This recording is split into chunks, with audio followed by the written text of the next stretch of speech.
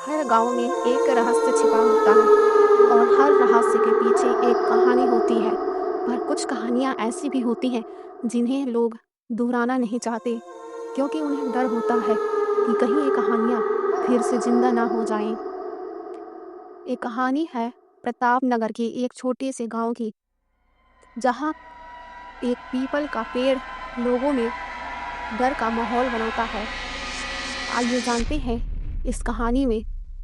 अगर आपको हमारा यह वीडियो पसंद आता है तो इस वीडियो को लाइक, चैनल को सब्सक्राइब ज़रूर करें, क्योंकि आपका एक सब्सक्राइब और लाइक हमें मोटिवेट कर सकता है।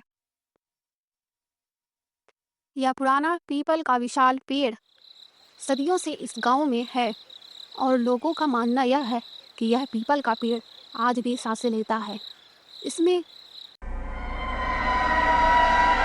आज भी जान है, यह जीवित अवस्था में है।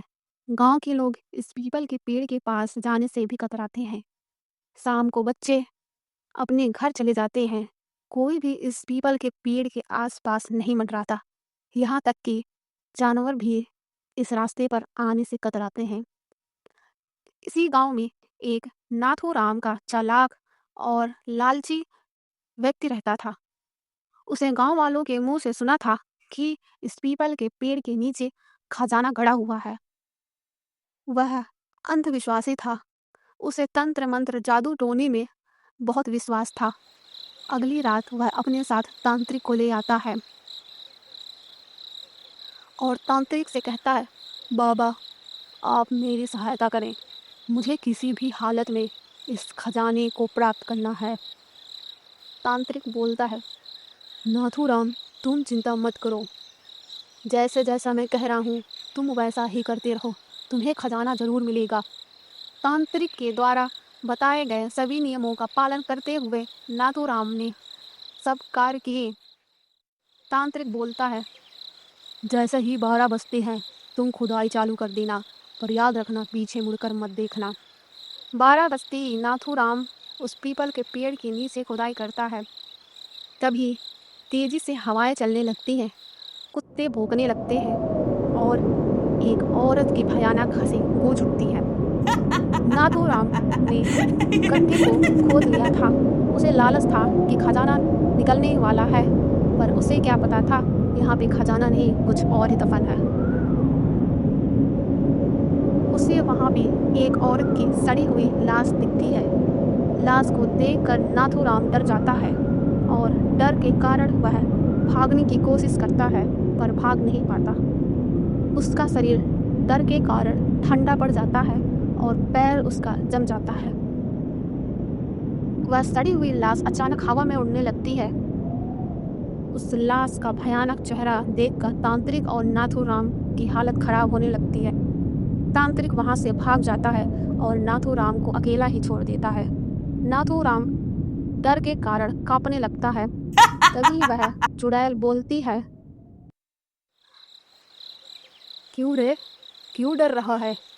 जब तुझे खजाना चाहिए था तब तो तुझे डर नहीं लग रहा था, अब किस बात की डर तुझे सता रही है? मैं एक विधवा स्त्री थी। ये कहानी है 30 साल पहले की। गांव वालों ने मुझे मिलकर इस पीपल के पेड़ के नीचे बांधकर मार डाला था और मरते वक्त मैंने यह कहा था कि इस गांव का कोई भी व्यक्ति मुझे हाथ नहीं लगाएगा।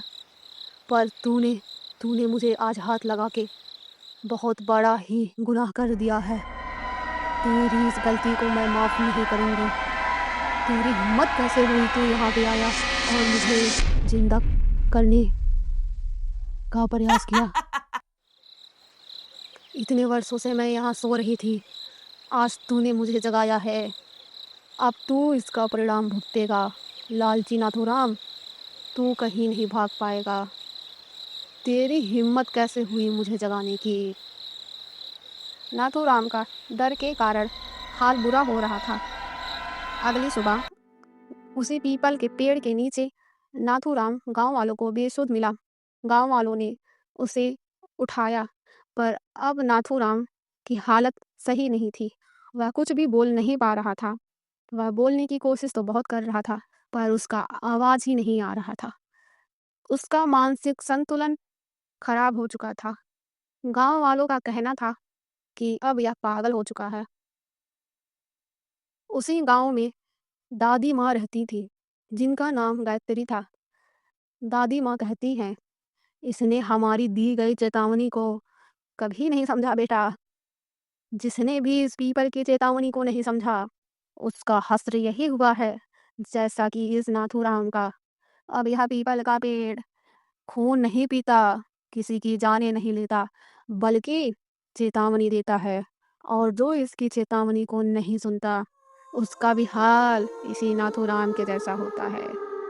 लालच किसी भी प्रकार का क्यों ना हो, पर लालच का अंत हमेशा ही बुरा होता है।